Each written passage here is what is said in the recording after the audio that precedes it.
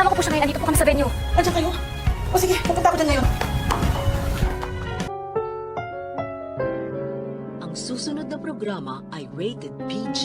Ito ay nangangailangan ng patnubay at gabay ng magulang para sa mga batang manonood.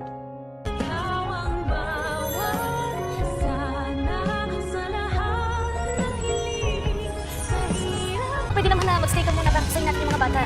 Sige na, para kay Lolo. Habang hinihintay nga natin ang tuluyang pagkagising nitong si Lolo Pepe upang mapirmahan niya na ang kanyang ginawang bagong last will and testament na hindi na nga kasama itong si Zoe, ay busy naman itong si Giselle sa pakikipaghabulan sa kanyang anak na si Justin. At lalo pa nga siyang mawawala ng pag-asa na makasama ang kanyang anak dahil mababalitaan niya kay Ubeng na ito pala'y papalipad na ng Amerika.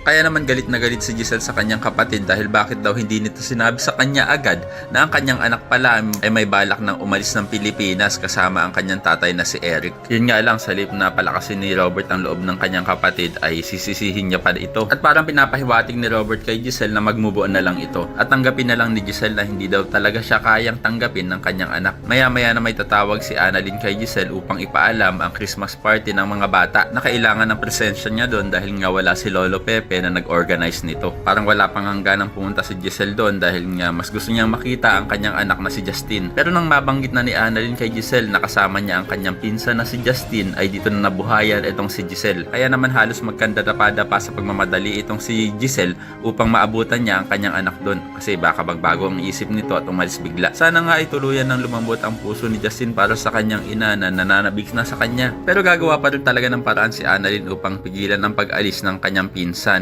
Nang ginagawa naman daw nilang pagdalo sa children's party ay para sa kanilang lolo. Kaya naman ko isa ka rin sa mga umaasang sana tuluyan ng magkasundo ang mag-inang Giselle at Justin ay pakilike ang video na ito and don't forget to subscribe. Thanks for watching and see you next time. Bye-bye!